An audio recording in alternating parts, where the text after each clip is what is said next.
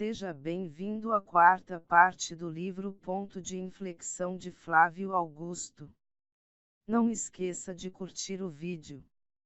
Quando quase quebrei. O início da empresa era uma verdadeira lua de mel. Todos apaixonados e alinhados, cientes de que estávamos construindo um grande negócio.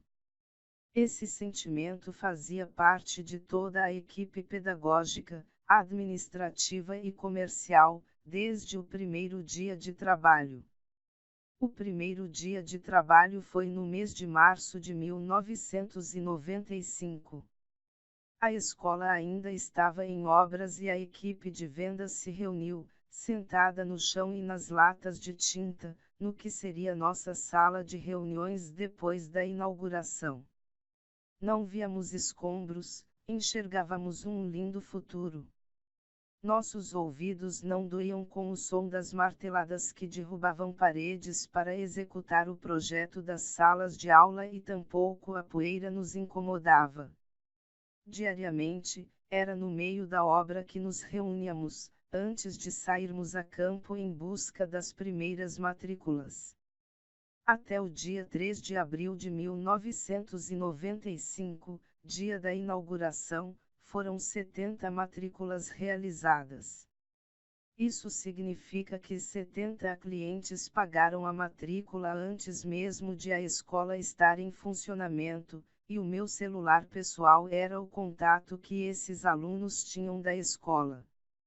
Uma grande demonstração de confiança, resultado da enorme credibilidade que cada membro da equipe tinha em mim e no projeto. Aquele dinheiro, oriundo das matrículas antecipadas, tinha endereço certo. Sem ele, não teríamos caixa para pagar os funcionários dali a 30 dias, e as despesas não eram pequenas para a nossa realidade. Além do aluguel da sala de 437 M2 no centro do Rio de Janeiro, também pagávamos aluguel dos aparelhos de ar-condicionado, das linhas telefônicas. Como eu disse, naquela época, antes das privatizações das empresas de telefonia, alugávamos linhas telefônicas.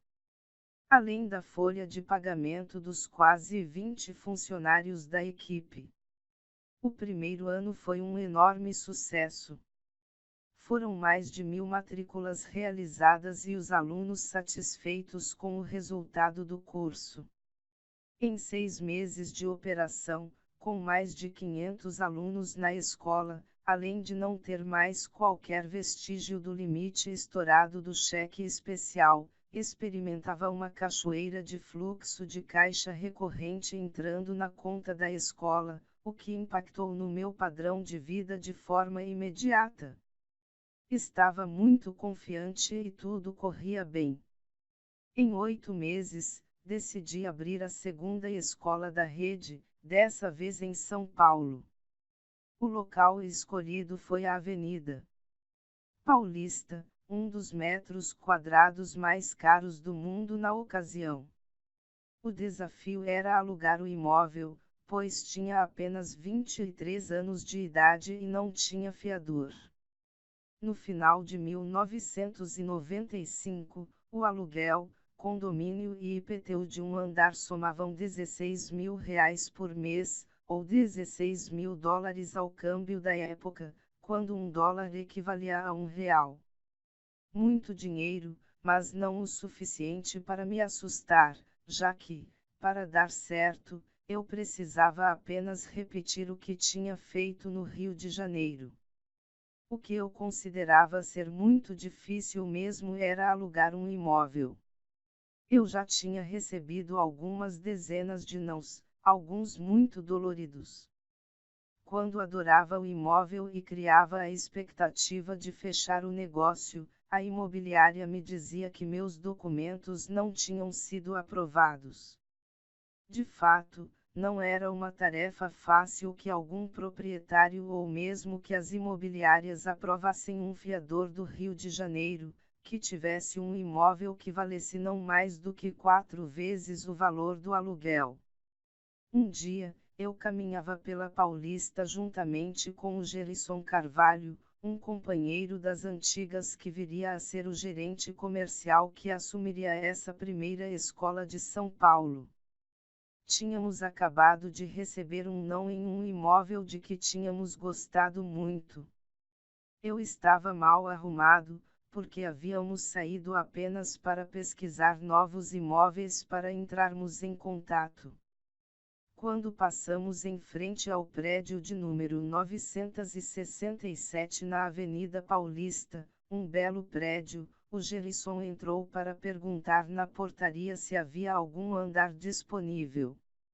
O porteiro disse que sim e disse também que o representante do proprietário trabalhava no prédio e estava lá no momento.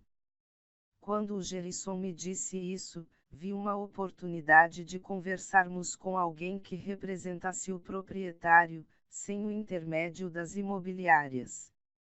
Desarrumados mesmo, e isso era um fator muito importante, pois perceba que eu era um moleque de 23 anos e que precisava passar o mínimo de credibilidade. Subimos para conversar com o Elvio.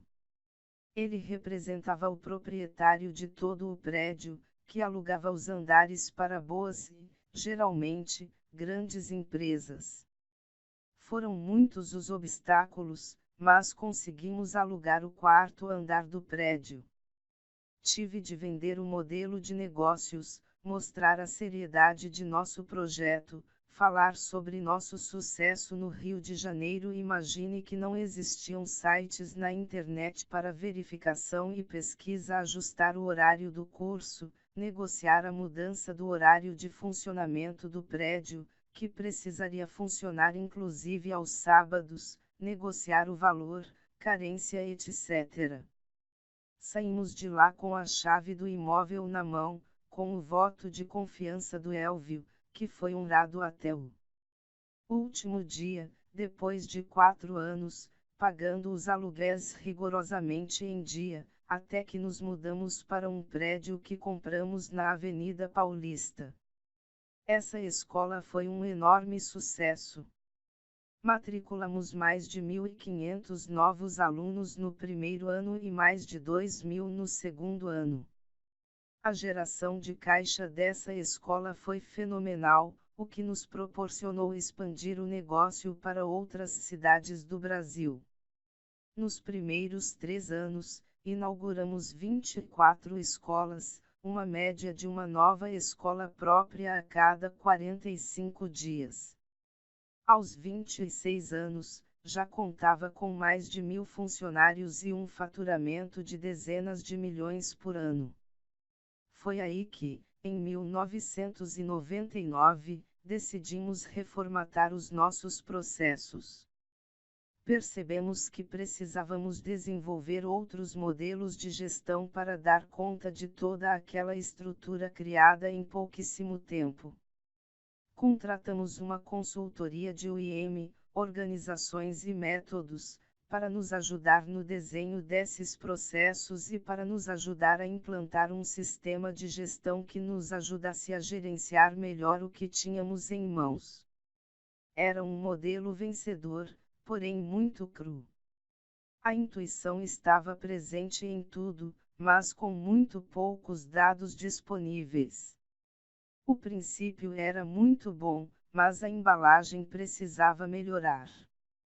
Por isso, enxergando nossa limitação, investimos em aprender mais sobre como profissionalizar nossa estrutura.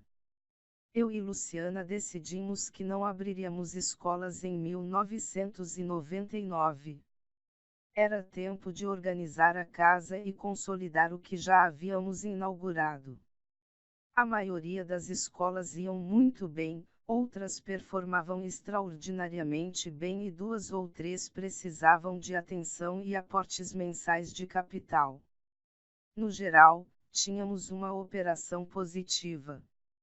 No entanto, quando paramos para organizar, e eu interrompi o meu ritmo mental para me conectar numa frequência um pouco mais administrativa, por conta de minha pouca maturidade eu me perdi um pouco. trafegar por diferentes frequências mentais entre a expansão, vendas e administrativo exige maturidade, em especial quando saímos de uma escola inaugurada a cada 45 dias para zero. Lembre-se de que nenhuma escola seria inaugurada o ano inteiro, durante 1999. Em contato com as consultoras que foram contratadas, mergulhei em meu aprendizado, sugando muito delas e, ao mesmo tempo, implantando de imediato uma nova estrutura. Isso foi bom, mas rápido demais. Aumentei muito o meu custo fixo e, como estava mais distante das vendas naquele ano, a receita não acompanhou a tendência. Para completar, planejei uma nova estratégia comercial, saindo daquilo que dominava com resultados positivos para um modelo mais baseado em processos, e não gestão de pessoas, o que me consumia muito tempo e energia. Eu estava embriagado por um modelo mais corporativo, baseado em processos, e não na pancadaria do campo de batalha com que estava acostumado. Para completar a receita do caos, como disse alguns parágrafos acima, compramos um prédio na Avenida Paulista em 1999 e outro prédio na Barra da Tijuca, onde funcionaria nosso quartel-general. As duas aquisições exigiam um desembolso de cerca de R$100 mil por mês, em valores da época. Em valores atuais, cerca de 350 mil por mês. Temos que pagar a folha amanhã, estamos com todas as contas estouradas e sem caixa. A nova estratégia comercial, em vez de performar 30% a mais, como eu planejava, vendeu 30% a menos. Já os custos decolaram, o que nos criou um rombo de caixa de R$120 mil por mês na época e, em valores atuais, cerca de R$400 mil. Nos primeiros meses, cobrimos com o cheque especial, nos meses seguintes, refinanciando os carros, até que, em questão de poucos meses, o rombo já somava mais de R$2,5 milhões, entre cheque especial e impostos. O cenário era preocupante. Apesar das 24 escolas indo bem, tínhamos um fluxo de caixa negativo mensal, por conta de vários investimentos combinados com uma receita abaixo da expectativa. Alguma coisa tinha que ser feita e de forma imediata. Numa determinada noite, Luciana, que estava grávida de nosso primeiro filho, estava no quarto com um monte de papéis espalhados sobre a cama. Foi a primeira vez que a vi preocupada. Aliás, a calma da Luciana sempre foi um ponto de equilíbrio para mim. Ela sempre tinha uma visão fora da caixa, que me transmitia equilíbrio para tomar decisões. Naquele dia, ela estava um pouco diferente. Ela me disse: temos que pagar a folha amanhã, estamos com todas as contas estouradas e sem caixa. Aquilo era muito sério, porque sempre tivemos, em nosso modelo de gestão, a folha de pagamento como algo sagrado. Por isso, nunca, até então, havíamos atrasado o pagamento de salários. Quando ela me disse que tínhamos chegado ao nosso limite, eu sabia que uma solução numa direção bem diferente da que estávamos precisaria ser tomada. Algo radical e eficaz. Ainda assustado com aquela preocupação inédita dela, desci até a cozinha para pegar uma garrafa de água para nós. A noite era uma criança. Não raro virávamos noites juntos conversando e planejando os nossos próximos passos. Daquela vez, precisaríamos tirar um coelho da cartola para solucionar o problema de forma imediata e, em seguida, a longo prazo. Ao descer, com a cabeça quente, encontrei, na escada, um visitante inusitado. Ele estava na parede, bem visível, e tomei um susto quando o vi. Um gafanhoto enorme, de aparência assustadora, mas inofensivo. Eu não me considero uma pessoa mística, mas tenho insights, às vezes, que são resultados da leitura de alguns significados. O gafanhoto, por exemplo, em muitas culturas simboliza a falta de prosperidade, por serem associados às pragas que destroem as lavouras. Eu estava vivendo um momento muito esquisito e nunca tinha visto um bicho daqueles na Barra da Tijuca, a poucos metros da praia. Eu fiquei intrigado com aquele encontro inusitado e chamei a Luciana. Contei a ela sobre o significado do gafanhoto e disse que aquele aparecimento não era casual e que iria tomar uma atitude simbólica, que marcaria o início da mudança radical daquela situação financeira em que nos encontrávamos. Peguei uma sacola plástica e coloquei, com muito medo, o bichão dentro dela. Então contei a Luciana o meu plano: vou pisar na sacola e matar este gafanhoto. Este gesto simbólico vai marcar a nossa virada de jogo. Luciana me olhava com os olhos arregalados, querendo entender o que estava acontecendo, mas, em seguida, me perguntou: e o que vamos fazer depois, para resolver as coisas?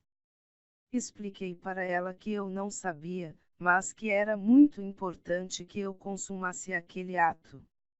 Eu dizia isso sem saber direito, porque não estava seguindo nenhuma receita mágica ou ritual. Era apenas algo de minha cabeça, mas sentia que eu precisava fazer aquilo. A Luciana concordou e então parti para executar o plano. Peguei a sacola, fechei com um nó, fomos para fora da casa, e a coloquei no chão.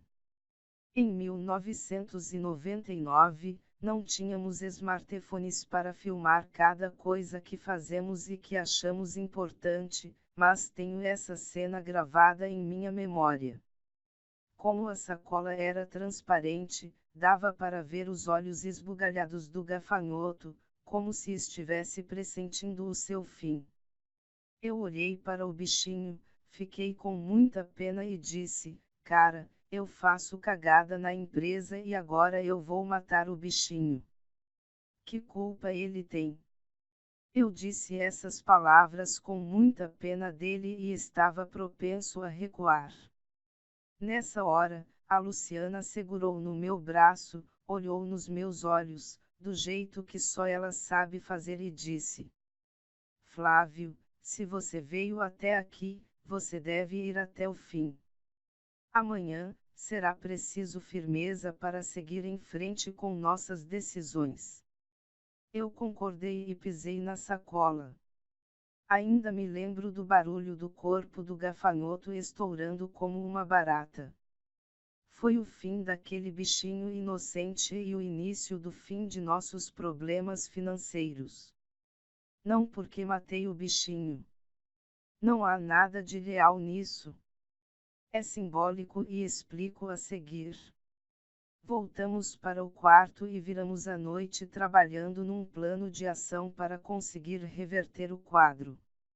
Montamos um modelo de fluxo de caixa detalhado, que simulava todas as variáveis de nosso modelo de negócios. Ao final, tínhamos um plano de ação que incluía todas as despesas que deveriam ser cortadas e a performance de vendas que precisaríamos ter nos meses seguintes. Com essa combinação, quitar toda a dívida que adquirimos em pouco tempo, os 2,5 milhões de reais que, em valores atuais, seriam uns 9 milhões. Para resolver o pagamento de funcionários no dia seguinte, abrimos uma concorrência com 3 bancos para abrirmos as contas de nossas 24 escolas. Cada escola operava com 3 contas diferentes, ou seja, um total de 72 contas diferentes com o banco que vencesse a concorrência. Fecharíamos o contrato com quem oferecesse as melhores taxas e crédito. Luciana organizou esse processo logo pela manhã e depois do almoço, já tínhamos fechado com um dos bancos. O limite de cheque especial de cada conta aberta foi usado para pagar os funcionários. Com relação à redução de despesas, o pacote incluía desmontar todo o plano da consultoria de processos que envolvia a contratação de alguns profissionais de áreas como RH, operações, TI, além da devolução do prédio do quartel-general, que eu havia comprado e anunciado para toda a empresa. A primeira atitude era a demissão de 4 pessoas, logo depois do almoço do dia seguinte à nossa madrugada de planejamento. Confesso que foi muito difícil. Eu não tenho dificuldades de demitir alguém, mesmo não sendo agradável, mas aquelas pessoas eram especiais, estavam 100% motivadas com o trabalho que estávamos começando a realizar e, para piorar, eu gostava muito e acreditava no potencial delas. Lembro-me bem de meu sentimento antes de entrar na reunião que já estava marcada desde a primeira hora da manhã. Ao longo do dia, já sabendo o que faria depois do almoço, passei várias vezes, no escritório, pelas pessoas que seriam mandadas embora. Elas tinham um olhar desarmado, sem imaginar o que estava prestes a acontecer. Meia hora antes, eu pensei: eu faço cagada na empresa e eles têm que ser demitidos. Que culpa eles têm? Meu instinto era de recuar e de repente me dei conta de que o que estava sentindo era exatamente o que senti quando estava prestes a matar o gafanhoto. Eu me lembrei do olhar da Luciana segurando no meu braço e dizendo: faça o que tem que fazer. Então, eu executei as 4 demissões com uma enorme dor no coração, mas aliviado, porque não recuei e fiz o que deveria ser feito. O mesmo foi replicado nas várias ações que planejamos, inclusive na devolução do prédio que compramos de uma construtora com a qual já havíamos feito outros negócios. Nesse caso, era uma questão de orgulho mesmo. Eu tinha pessoalmente esbravejado para todos os funcionários sobre nossa compra. Agora, eu tinha que dizer para todo mundo que estava devolvendo porque precisávamos equacionar o nosso fluxo de caixa. Tive que pisar nesse gafanhoto também. O gafanhoto do orgulho. Deu tão certo que a construtora nos isentou da multa contratual. O custo total que essas 4 demissões representavam, em valores da época, era de R$60 mil em salários que, somados com encargos, significava cerca de R$120 mil por mês, além do valor da prestação do prédio, que seria de cerca de R$100 mil por mês. Só neste movimento, mais de R$210 mil seriam economizados a cada mês, sem que alterássemos a performance da empresa, já que esses movimentos eram resultado da consultoria que estávamos realizando para implantar novos processos. No embalo das reformulações que combinamos em nossa madrugada de reuniões pós-gafanhoto, no total, foram cerca de 30 demissões, um prédio devolvido, vários contratos renegociados e redução de custos de viagens, já que começamos a partir daquele momento a franquear as escolas próprias localizadas fora do eixo Rio-São Paulo. Além disso, é claro, foi feita a rescisão do contrato com a consultoria. O somatório das reduções de custos ultrapassava os R$450 mil mensais em valores de 1999. Essa era a primeira parte do plano, que foi executada já no primeiro mês. A segunda parte consistia em aumentar os resultados de vendas. Para isso, eu teria que reassumir a área comercial, da qual tinha me afastado naquele ano. Sem perceber, eu estava me transformando num burocrata e me afastado de minha essência, a mesma que tinha feito com que eu crescesse até aquele momento. Numa reunião, meses antes, eu tinha dito para a equipe comercial que eu estava cansado daquele trabalho, que eu mudaria os processos e que produziríamos mais com gente mais qualificada. Um tiro no pé.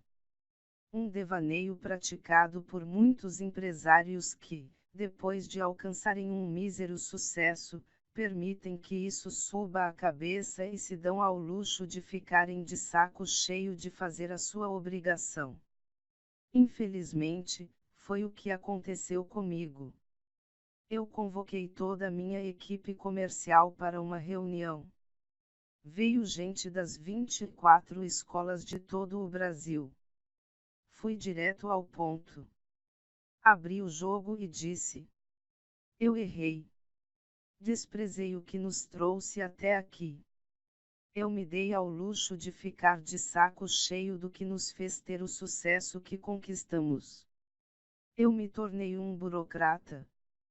Porém, decidi retomar de onde parei, resgatar a nossa essência e avançar como jamais avançamos. Vocês têm todo o direito de não acreditarem em mais nada do que eu falar para vocês, ou podemos nos unir ainda mais a partir de agora para construir algo ainda maior. Quem está dentro? Foi uma hora de discurso que transmitiu mais ou menos o que escrevi acima. A adesão foi de 100%. Em nossa planilha de simulação, eu precisava aumentar em 30% a produtividade das vendas. Isso, combinado com a redução das despesas, nos daria a resolução do problema de fluxo de caixa de imediato e o pagamento da dívida com os bancos e impostos, em pouco mais de 1 ano e meio, considerando os juros bem altos. O fato é que dobramos os resultados das vendas em menos de 6 meses. Finalizamos o ano de 2000 com tudo muito bem encaminhado financeiramente e com uma plataforma pronta para expandir através de franquias. Para coroar de êxito toda essa saga, no início de 2001 eu fiz uma transação de venda de algumas escolas próprias no Rio de Janeiro no valor de 3,5 milhões de dólares. Estava assim enterrado o estrago feito pelo gafanhoto da arrogância e por todos os erros que cometi quando estava me tornando um burocrata e me afastando da essência que tinha para liderar a empresa. Ponto de inflexão. Neste capítulo, vemos um ponto de inflexão decisivo na história da Visiap. Até aquele momento, tínhamos experimentado um crescimento meteórico, mas, a partir do 4º ano, em 1999, eu me perdi. Aos 27 anos, com uma autoconfiança enorme devido aos resultados colecionados, cometi um erro muito comum, a acomodação e a arrogância. Uma combinação explosiva que poderia ter custado muito caro para minha biografia. O ponto de inflexão ocorreu justamente naquela noite em que vi a Luciana grávida de 7 meses sentada na cama com um monte de papéis espalhados à sua volta e preocupada. O encontro com o visitante inusitado, o gafanhoto, o ritual intuitivo que fiz, o olhar da Luciana segurando o meu braço, seguido de uma madrugada inteira de planejamento. O dia seguinte dessa sequência de fatos foi a virada avassaladora de um fracasso retumbante para uma prosperidade multiplicada. O que ficou de aprendizado para mim dessa experiência difícil, mas vitoriosa no final, é que, quando acertamos, as pessoas que estão ao nosso lado são beneficiadas com nossa vitória. Por outro lado, quando cometemos erros sérios em nosso caminho, os que estão ao nosso lado também pagarão o preço. Foi a primeira e única vez em 23 anos que vivi essa situação. Hoje, sinto-me mais preparado para medir melhor as decisões que tomo e suas consequências.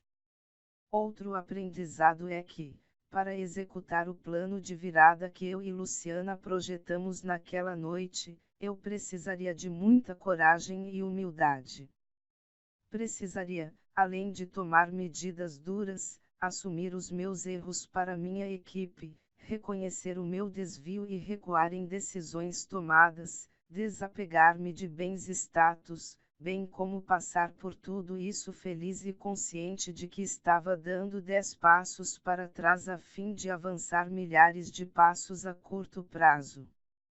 E se eu não tivesse feito tudo isso?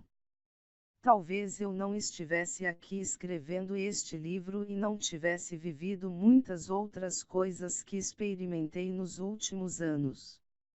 Em vez de ter pisado no gafanhoto, ele iria embora e traria com ele uma nuvem de gafanhotos que destruiriam a minha lavoura. Veja o próximo vídeo com a continuação do livro.